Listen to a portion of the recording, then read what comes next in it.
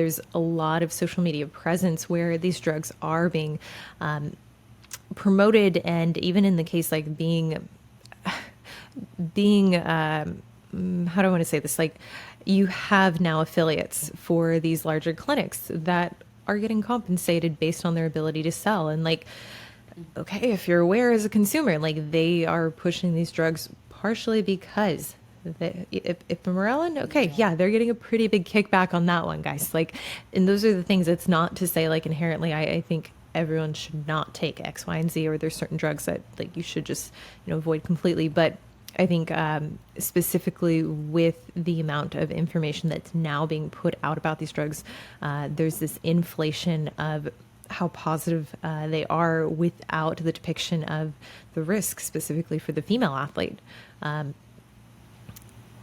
Yeah. With that, I kind of want to segue into some of the, I guess, less pharmacological, maybe that's not even the right term, but more of the holistic approaches that you've taken yourself to further your physique the last several years. Okay. Yeah. So, and that's like, that's the bigger, bulk of what I do for myself anyways. So, yeah, there's a lot of work that goes in on the holistic side for sure. I got going on a major liver health kick several years ago, and I really had a lot of fun with that. And now the habits have remained. It's like anything. It's like when you go hard in the beginning, you tend to kind of trickle off, but a lot of those, there's some good core habits that stick around that you kind of can't like forget. So my liver health is still very important to me. That really happened after I had gone through some kind of hormonal issues. Just after pushing for my pro card, I competed so much. I dieted a lot. I trained a lot. I didn't really let off the gas for a while. So my hormones suffered a bit, nothing too major. But then as I was doing research, I started to learn the connection and how really everything is connected, but the connection between our hormones and our liver. And then, of course, digestion as well, and how it's all connected. And previously, as a non-bodybuilder, like, what average person's walking around talking about liver health? Like, it wasn't, I hadn't even thought about it. So then it's like I had to kind of go through some shit to then discover how important my liver was and start taking care of it, start really prioritizing it. So I started doing all the holistic things, and I bought a sauna, and I did my dry brushing, and of course all the supplementation.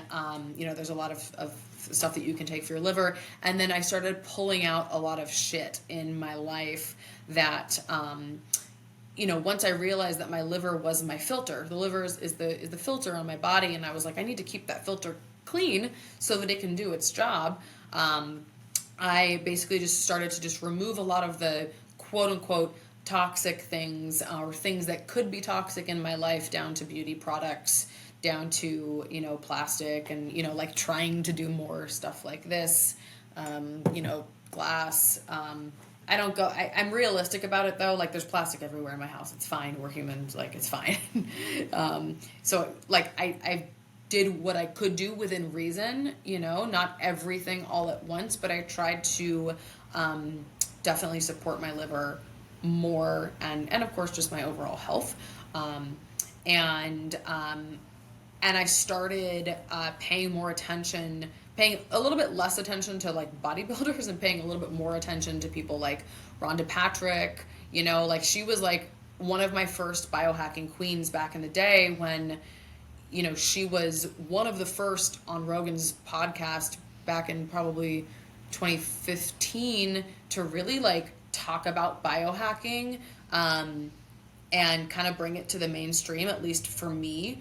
And that was when I started learning about all of these things, sauna, and just optimizing my health in general.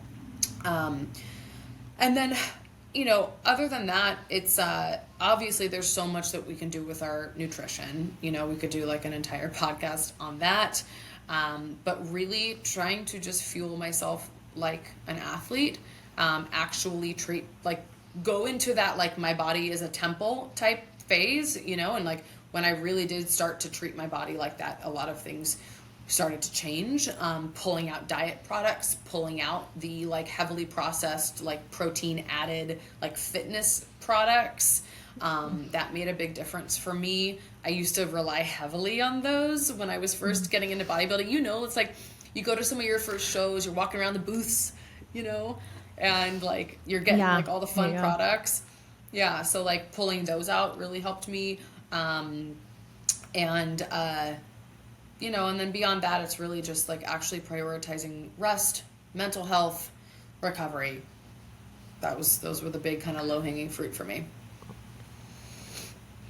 I love it. And I think when you start to encapsulate the areas that really move the needle the most, both in and out of the sport, but really the ones that are going to pay or give you the highest return dividends, it is going to be your nutrition and recovery. And whether someone wants to go deep into eliminating not necessarily certain foods, but like eliminating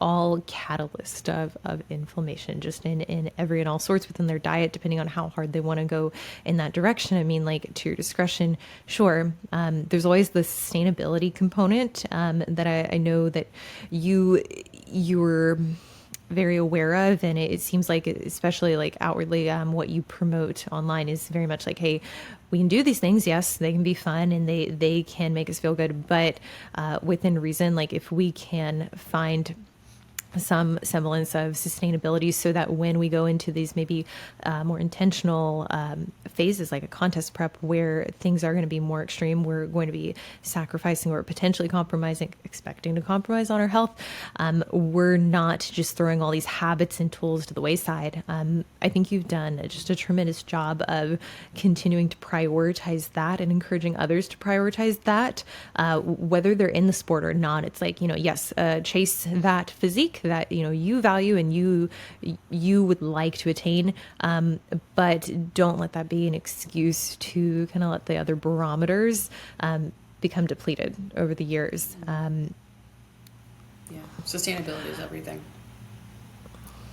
Yeah. Absolutely.